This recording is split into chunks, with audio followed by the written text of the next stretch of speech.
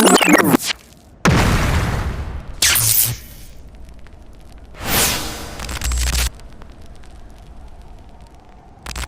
की शुरुआत में हमें बगदाद के शहर में रेगिस्तान दिखाया जाता है, जहां पर आर्मी एजेंट्स की टीम अपने लीडर लू फेंग के साथ एक मिशन पर आई थी। लू आकर वहां पर ऑयल फैक्ट्री के लीडर से मिलता है, जो यहाँ पर काम क्या फैक्ट्री कंट्रोल करने का काम थी। असल में ऑयल कंपनी की फैक्ट्री के लोग बहुत बड़ी मुसीबत में थे, इन पर हर रोज हमले हो रहे थे और यही वजह थी कि लियो की टीम इनको यहाँ पर बचाने के लिए आई थी। फैक्ट्री की लीडर लू को बताती है कि उसने यहाँ पर 400 लोगों को बचाना है और हमें यहाँ से बचाकर ग्रीन जोन तक पहुँचाना होगा। इसके बाद हमें गांव में क्रिस नाम का एक आदमी दिखाया जाता है, जिसके पास उसका भाई आया था। वो कहता है, भाई मैं आपके लिए एक मिशन लाया हूँ, जिसको पूरा करने पर हमें बहुत सारे पैसे मिल सकते हैं। हमें एक बस में कुछ लोगों को अगवा करना है। जब क्रिस अपने भाई की ये बात सुनता है तो उसे मना कर देता है, क्योंकि क्रिस कभी भी कोई गलत काम नहीं किया करता था। इसके बाद हम क्रिस के गाँव में ओवेन नाम के एक आदमी को देखते हैं, जो जमीन से पानी निकालने का काम किया करता था। क्रिस के गाँव में भी पानी की कमी थी। क्रिस अपने गाँव वालों से बहुत प्यार करता था, इसीलिए वो पानी निकालने के लिए ओवेन को बुलाता है। ओवेन अब एक कुएं से पानी निकालने की कोशिश करता है, मगर नहीं निकाल पाता। उस वक्त गर्मी भी बहुत थी और क्रिस के गांव के लोग बहुत गरीब भी थे। यहाँ पर ओवेन क्रिस से कहता है, अगर कुछ पैसों का बंदोबस्त हो जाए तो हम यहाँ से आसानी से पानी निकाल सकते हैं। ये सुनकर क्रिस ओवेन से कहता है कि ठीक है, मैं पैसे लेकर आऊंगा। उधर फैक्ट्री के अंदर लू अपनी टीम के साथ मिलकर ये प्लान कर रहा था कि हमें फैक्ट्री के लोगों को बचाकर हाईवे ऑफ डेथ से लेकर जाना होगा, तभी हम ग्रीन जोन तक पहुँच सकते हैं। ये रास्ता शॉर्टकट तो है, पर बहुत ज्यादा खतरनाक भी। इसके बाद यहाँ पर फैक्ट्री की लीडर सारे सिस्टम को लॉक करके एक पेन ड्राइव में महफूज करके अपने बैग में रख लेती है, ताकि सब कुछ उस ड्राइव में महफूज हो जाए और किसी को भी कोई खतरा ना हो। फिर वो अपना बैग अपनी एक असिस्टेंट को दे देती है। दरअसल फैक्ट्री के लीडर की असिस्टेंट लू की बेटी होती है। उसकी अपनी डैड यानी कि लू के साथ लड़ाई हुई थी, क्योंकि जब उसकी मॉम की मौत हुई तो लू उनके पास नहीं था। इसी वजह से लू की बेटी अपनी डैड से नाराज थी और नफरत किया करती थी, जिसके बाद सभी लोगों को बस में बिठाकर ग्रीन जोन की तरफ ले जाया जाता है। जल्द ही ये हाईवे ऑफ डेथ के पास पहुंच गए थे। वहां का मंजर देखकर लियो की बेटी डर गई थी, क्योंकि आज तक कोई वहां से जिंदा नहीं गया था। हर तरफ गाड़ियां ही गाड़ियां थी, जिनका एक्सीडेंट होने की वजह से बहुत बुरा हाल था। लियो अपनी टीम से चारों तरफ नजर रखने का कहता है और फिर अपनी बस को लेकर आगे बढ़ता है, मगर रास्ते में 2 गाड़ियां थी,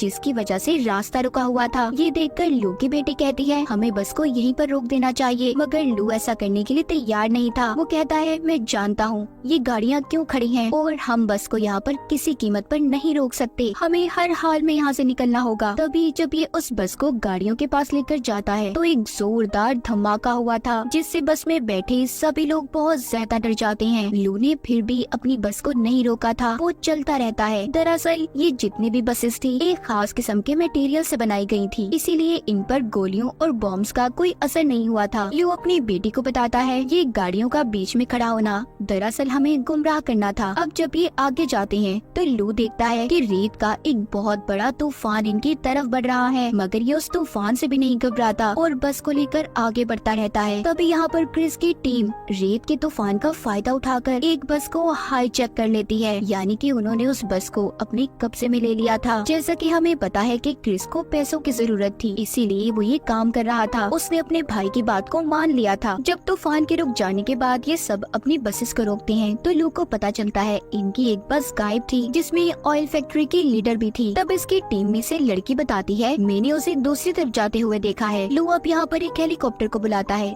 ताकि उस बस को जल्दी से ढूंढा जा सके। इस काम में लू की बेटी भी उसके साथ जाने का कहती है। लू हेलीकॉप्टर में अपनी बेटी को लेकर उस बस को ढूंढने निकल गया था। कुछ दूर जाने के बाद लू हेलीकॉप्टर से एक ट्रक को देखता है। अब इसे समझ आती है कि रेत का असल में कोई तूफान नहीं था, बल्कि दुश्मनों ने इस ट्रक की मदद से नकली तूफान बनाया था, ताकि वो हमारी बस को हाईजैक कर सकें। कुछ देर के बाद लू को अपनी बस नजर आ जाती है। राब्ता करने पर लू की टीम की लड़की उसे बताती है, उस बस में से अमेरिकन ने हमारे 5 लोगों को अगवा किया है, जिनमें ऑयल फैक्ट्री की लीडर भी थी। जिसके बाद लू अपनी टीम से दोबारा राब्ता करता है और बाकी की बसेस को ग्रीन जोन तक पहुंचाने का कहता है। इधर क्रिस भी अपने साथियों के साथ जब गाड़ी में बैठा आगे बढ़ रहा था तो ऊपर से लू अपने हेलीकॉप्टर से इन पर बॉम्ब गिराता है। क्रिस भी अपनी गाड़ी से निकलकर गन लेकर हेलीकॉप्टर पर हमला कर रहा था, जिससे हेलीकॉप्टर उनसे थोड़ा दूर हो जाता है। उसमें आग लग गई थी।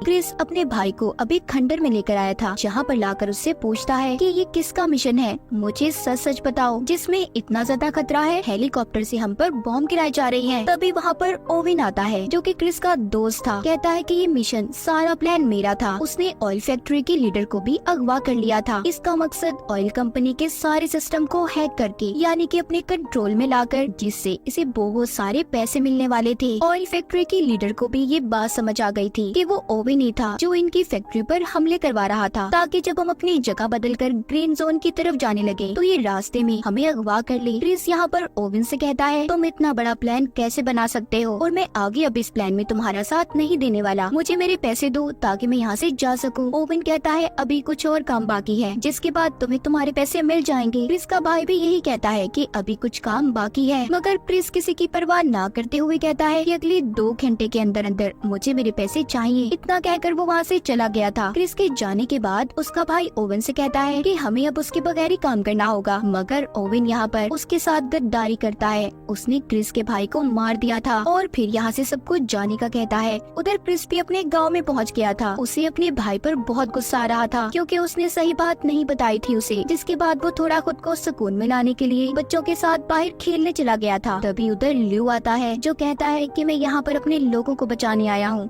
जिनको तुमने अगवा किया है। मैं जानता हूँ मेरे लोग तुम्हारे पास हैं। क्रिस भी जवाब देता है कि मैं भी अपने गाँव वालों को बचा रहा हूँ। जैसा कि हमें पता है क्रिस ने ये काम भी पैसों की खातिर सिर्फ अपने गाँव वालों के लिए किया था, ताकि ये उनके लिए पानी का इंतजाम कर सके, और ये सारा प्लान ओवेन का था ताकि क्रिस भी उसका साथ दे सके, मगर ओवेन ने इसे धोखा दे दिया। खैर इसके बाद लू वहाँ से चला जाता है। कुछ देर के बाद क्रिस एक खाली फैक्ट्री में आया था जहाँ पर वो अपने भाई की लाश को देखता है। तभी उधर लू भी आ गया था। इन दोनों की यहाँ पर बहुत लड़ाई होती है। कभी क्रिस लू पर भारी पड़ रहा था तो कभी लू, क्योंकि क्रिस को यहाँ पर ऐसा लग रहा था कि उसके भाई को लू ने मारा होगा। मगर जब वहाँ पर कोई चीज क्रिस के भाई पर गिरने वाली थी तब लू उसे बचा लेता है। यहाँ पर उसको पता चल जाता है कि उसके भाई को लू ने नहीं मारा बल्कि इसमें ओवेन का हाथ है। तभी वहाँ पर इन पर गोलियां बरसने लगती हैं। दरअसल यहाँ पर भी ओवेन ने अपने गुंडों को इन्हें मारने के लिए भेजा था, मगर ये उन गोलियों का मुकाबला करते हैं। क्रिस उन पर बॉम्ब गिराता है जिससे बहुत बड़ा धमाका हुआ था। खैर वो गुंडे तो वहाँ से भाग गए थे, मगर इस उसमें क्रिस की गाड़ी भी बर्बाद हो जाती है। ये दोनों समझ गए थे कि इनको एक ही इंसान को पकड़ना है और वो है ओवेन, जो इन दोनों का दुश्मन था। क्रिस कहता है कि मैं जानता हूँ इस वक्त ओवेन कहाँ पर होगा। उधर दूसरी तरफ ओवेन फैक्ट्री के लीडर और उसके कुछ लोगों को अपने साथ फैक्ट्री में ले आया था, जहाँ पर वो सिस्टम को खोलने की कोशिश करता है, मगर उस पर एक कोड लगा हुआ था। ओवेन फैक्ट्री के लीडर से जब कोड के बारे में पूछता है तो वो नहीं बताती। तभी वो उसके 2 लोगों को मार देता है, जिसे देखकर फैक्ट्री की लीडर डर गई थी। अब वो उसके बेटे को मारने की धमकी देता है। तो ये सुनकर फौरन फैक्ट्री की लीडर उसे बताती है कि ये कोड एक पेन ड्राइव में है जो मैंने अपने बैग में रखी थी, पर मैं ये नहीं जानती कि वो कहाँ पर है। मुझे बस इतना याद है कि वो बैग मैंने अपने असिस्टेंट को पकड़ाया था। तभी यहाँ पर फैक्ट्री की लीडर का बेटा अपनी मॉम के फोन पर कॉल करने का कहता है, जिससे उनके फोन की लोकेशन के बारे में पता चल जाएगा कि फोन और बैग कहाँ पर है। असल में वो बैग लू की बेटी के पास था जो इस वक्त क्रिस के गाँव में थी। उधर ही गाँव में लू को बाकी के लोगों के ग्रीन जोन में पहुँचने की खबर मिल जाती है। यहाँ पर उसकी बेटी उससे पूछती है कि आप क्रिस पर कैसे भरोसा कर सकते हैं। लू बताता है कि वो एक अच्छा इंसान है, लोगों की भलाई सोचता है, हम उस पर यकीन कर सकते हैं। तभी क्रिस को लू की डायरी मिलती है जिसे उठाकर वो उसके पास लेकर आया था। उसे कहता है कि क्या तुम इस लड़की को पसंद करते हो? तुम कितने खुशकिस्मत हो ना कि तुम्हें ऐसी लड़की मिली। तुम हर वक्त उसकी तस्वीर को अपनी डायरी में रखते हो। लू यहाँ पर बताता है तुम गलत सोच रहे हो, दरअसल वो मेरी बेटी है। इस बात पर क्रिस उससे माफी मांगता है। लू बताता है दरअसल जब मेरी वाइफ की मौत हुई तो मैं अपनी बेटी के पास नहीं था, जिस वजह से वो मुझसे आज तक नाराज है। वो कहता है और इस मिशन पर भी मैं इसीलिए आया था कि मैं अपनी बेटी को बचा सकूं, जो यहाँ ऑयल फैक्ट्री में काम करती है। क्रिस कहता है फिक्र नहीं करो, सब ठीक हो जाएगा, हम सबको बचा लेंगे, हम मिलकर मुकाबला करेंगे। तभी उन्हें कुछ गुंडों की आवाजें सुनाई देती हैं। वो जाकर उन गुंडों का मुकाबला करते हैं। यहाँ पर उन्हें पता चलता है कि उन्हें तो यहाँ पर ओवेन ने भेजा है, जो यहाँ पर फैक्ट्री के लीडर का बैग लेने आए हैं जो लू की बेटी के पास था। उनके पास काफी सारे हथियार थे। उन्होंने सभी गाँव वालों को बंदी बना लिया था और अब वो फैक्ट्री के लीडर का बैग भी मांगते हैं जिसमें पेन ड्राइव थी जिसमें सिस्टम का कोड लॉक था।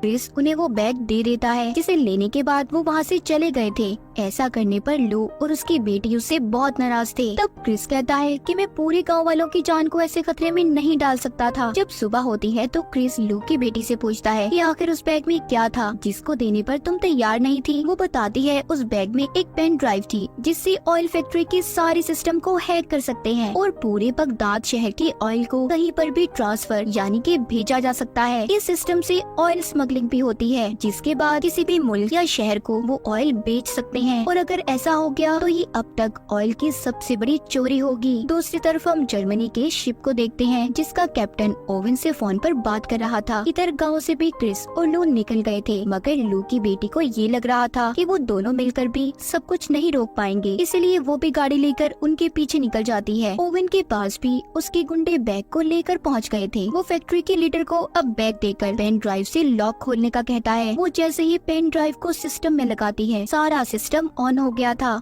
यानी कि चलना शुरू हो जाता है। ओवन उस जर्मनी के शिप में ऑयल भरवाने का कहता है, मगर इस काम में 24 घंटे लगने थे। कुछ वक्त के बाद क्रिस और लू भी अपने ट्रक पर ओवन के पास फैक्ट्री में पहुंच गए थे। वो उसके गुंडों का मुकाबला कर रहे थे। लू एक पाइप पर चढ़कर बड़े ही शानदार तरीके से ओवन के आदमियों को मार देता है। ये सब कुछ ओवन भी छुप कर देख रहा था। वो अपने आदमियों से कहता है कि हमें जल्दी यहाँ से निकलना होगा, क्योंकि उसका काम अब पूरा हो गया था। जर्मनी के शिप में ऑयल भरा जा चुका था। क्रिस भी फैक्ट्री के अंदर जाता है। वो आकर गुंडों को मारने लगा था। तभी उसकी नजर बाहर जाती है। वो देखता है कि ओवन यहाँ से भाग रहा है। अब वो दौड़ते हुए उसका पीछा करता है। तभी रास्ते में उसे लू की बेटी मिलती है, जो गाड़ी लेकर इनके पास पहुँच गई थी। ये दोनों मिलकर अब ओवन का पीछा करते हैं। इधर लू फैक्ट्री में ओवन के गुंडों का मुकाबला कर रहा था। वो एक एक करके सभी को मजा चखाता है। वहाँ पर अब ऑयल फैक्ट्री की लीडर आती है, जो कहती है कि सब कुछ बर्बाद हो गया। उन्होंने पेन ड्राइव से ऑयल की चोरी कर ली। हमें इतने बड़े नुकसान को रोकना होगा। उधर रास्ते में क्रिस जब ओवन का पीछा कर रहा था, तो वो अपनी गाड़ी को जंप करता है। उसके पीछे लू की बेटी भी गाड़ी को हवा में उड़ाती जंप करवाती है, मगर उसकी गाड़ी का एक्सीडेंट हो गया था। क्रिस गाड़ी की ऐसी हालत देखकर लू की बेटी पर गुस्सा करता है। तभी वहाँ पर लू भी एक ट्रक को लेकर पहुँच गया था। फिर वो दोनों भी उस ट्रक में बैठकर उसके साथ आगे बढ़ते हैं। क्रिस लू को ओवन तक पहुँचने का शॉर्टकट रास्ता बताता है। फिर ये उस ट्रक से रॉकेट लॉन्चर छोड़ने लगते हैं। दरअसल ये वही ट्रक था जिससे नकली तूफान को बस को हाईजैक करने के लिए बनाया गया था। क्रिस अब ओवन तक पहुंच जाता है। वो तेजी से लाकर अपने ट्रक को उसके ट्रक में दे मारता है, जिससे जोरदार धमाके होते हैं। ओवन की गाड़ी दूर जाकर गिरी थी। ओवन काफी जख्मी हो चुका था। वो जब क्रिस को देखता है तो अपनी गाड़ी को लेकर वहाँ से भाग जाता है। लू ने वापस क्रिस को अपने ट्रक में बुला लिया था। क्रिस अब ट्रक से लटक गया था। वो रॉकेट लॉन्चर की स्पीड से ओवन की गाड़ी के पास आ जाते हैं, जिसकी वजह से उनका ट्रक भी काबू हो गया था। वो एक रस्सी को ओवन की गाड़ी से बांधकर अपने ट्रक को खाई में गिरा देते हैं और खुद उस रस्सी के सहारे लटक गए थे।